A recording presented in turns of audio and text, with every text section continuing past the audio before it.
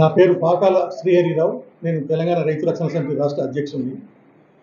ఈరోజు గత 10 సంవత్సరాల నుంచి మనము కేంద్రంలో బీజేపీ పాలన, రాష్ట్రంలో బీఆర్ఎస్ పాలనలో రైతుల ఆర్థిక పరిస్థితి ఎక్కడ వేసిన గొంగడి అక్కడే అన్నట్టుంది. దేశవ్యాప్తంగా కానీ రాష్ట్రంలో కానీ ఏ ఒక్క రైతు కూడా తన భార్య పిల్లల పేరు మీద కనీసం 5 నుంచి 10,000 రూపాయలు కూడా బ్యాంకులో దాచుకునే సందర్భాలు ఎక్కడ లేవు. అంతేకాకుండా మెజారిటీ రైతులు ప్రైవేట్ అప్పులు కలిగి వడ్డీలు కట్టలేక దినదినగండంగా బతుకుతున్నారు. వీరికి మరొక అవకాశం ఇచ్చినట్టయితే ఇంకొక 5 సంవత్సరాలు మనం ఇలాగే బతకాల్సిన ఉంటుంది. కాబట్టి మేము రైతులకు స్వచ్ఛందంగా బయటకు వచ్చి ఈ 2 పార్టీలను ఓడగొట్టినప్పుడే రైతుల బతుకులు బాగుపడతాయి, లేకుంటే మనం ఆగమాగం బతకాల్సి ఉంటుంది. కాబట్టి అని చెప్పి రైతులందరికీ విజ్ఞప్తి చేయడానికి బయటకు వచ్చాము. జైరాబాద్ పార్లమెంటరీ నియోజకవర్గ రైతు సోదరులందరికీ చేతులెత్తి నమస్కరించి చెప్పడం ఏంటంటే, మీ బ్రతుకులు బాగుపడాలంటే ఇక్కడ కాంగ్రెస్ పార్టీ అభ్యర్థి అయినటువంటి శ్రీ సురేష్ శెట్కర్ గారిని అత్యంత మెజారిటీతో మీరు గెలిపించుకోవాలి. సురేష్ శెట్కర్ గారు అత్యంత భారీ మెజారిటీతో గెలిచినప్పుడు కేంద్రంలో కాంగ్రెస్ ప్రభుత్వం వచ్చే అవకాశం ఉంటుంది.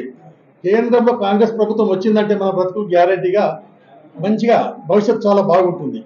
అది ఏ విధంగా అన్నట్టయితే, కాంగ్రెస్ పార్టీ వీళ్ళు ఇస్తున్న రేట్లు అవి చూసి రైతులందరికీ స్వామినాథన్ సిఫారసుల ప్రకారము మంచి ధర ఇస్తాము అని చెప్పి కాంగ్రెస్ పార్టీ వాళ్ళు జాతీయ మేనిఫెస్టో చెప్పారు.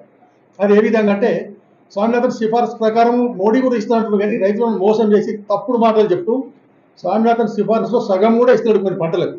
మనం చూసినట్టు వరికి రాష్ట్ర ప్రభుత్వము స్వామినాథన్ సిఫారసుల ప్రకారము 5,076 రూపాయలు క్వింటల్కి ఉండాలని చెప్పినప్పుడు కేవలం 2,183 మాత్రమే నరేంద్ర మోడీ గారి నాయకత్వంలోని కేంద్ర ప్రభుత్వం నిర్ణయించింది. 5,076 ఎక్కడ, 2,183 ఎక్కడ? ఈ రైతు రాత్రింబాలు కష్టపడుతూనే ఉంటాడు, ఉత్పత్తులు పెరుగుతూనే ఉంటాయి, లారీలు ఐకేపీ సెంటర్లు కనపడుతుంటాయి, కానీ చివరకు మిగిలింది ఏమీ లేదు రైతులకు. కాంగ్రెస్ ప్రభుత్వము మనసు తెల్లన, మనిషి కూడా తెల్లగానే, చాలా మంచి స్వచ్ఛమైన మనిషి చూస్తాం, చాలా ఏళ్ళ నుంచి చూస్తాం.